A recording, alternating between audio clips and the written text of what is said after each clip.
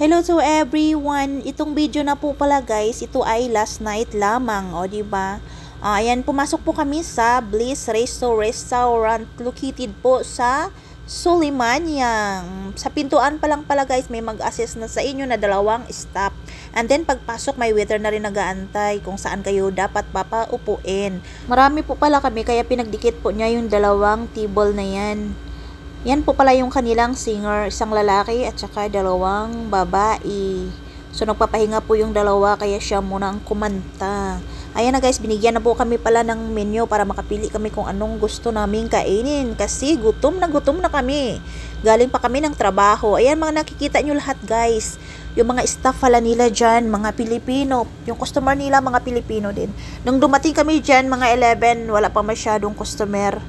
Ano pa lang, pang-4 na table pa lang po kami. O, ayan. Ayan, Trish, pili-pili ka na ng iyong order. Kaya hindi namin alam kung anong pipiliin. Kaya nagtutulakan kaming 2. O, di ba? Ayan po guys, yung nakikita nyo yung waiter na yan, baka kilala nyo or shoota nyo yan. Charot. O, di ba? Puga yan si Bossing. At saka, ang tagal niyan tumayo dyan, inaantay yung aming order. Pero okay naman kasi marami naman kaming na-order. Naka 360 kami dyan.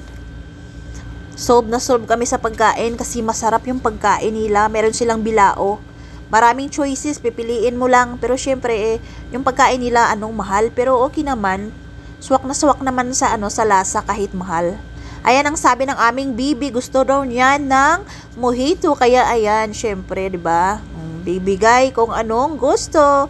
Ayan sa likod, guys. Ayan yung isang nila ay 2 babae na singer at saka isang lalaki. Okay naman sila. Maganda yung medyo maganda naman yung boses. At saka ang ganda ng sigabong ng nila ng tugtog nila. Basta yung sound system nila para magandang sigabong. Ayan guys. Mamaya unti guys, darating na ang aming order dyan. Ang in-order namin bilao.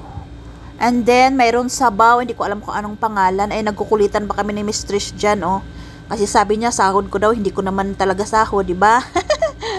Ayan yung aming madam, ayan yung kofol, o di ba? Red na red silang 2. Kami yung mga nganga. Joke. Ayan. Ayan po pala guys yung aming food. Ayan nakikita nyo. Hindi ko alam pangalan dyan, nakalimutan ko yung may sabaw. Yung nasa bilao po pala guys, yan ang halo-halo. Yan mayroong bangos na daing, mayroong pansit, mayroong inasal, mayroong barbecue. Mayroon din po pala kaming lumpia dyan guys. So, nasa bilao po pala guys, 200 real yan with isang bandihado. Sa ganitong resto pala guys, pwedeng kumanta ang customer. Yaba kung gustong kumanta. Yung kasama ko pala kumanta, ayan, una pa ayaw-ayaw pa. Nung ayaw na talaga bumaba sa stage. Charot. Ayan guys, thank you for watching. Follow for more. God bless po.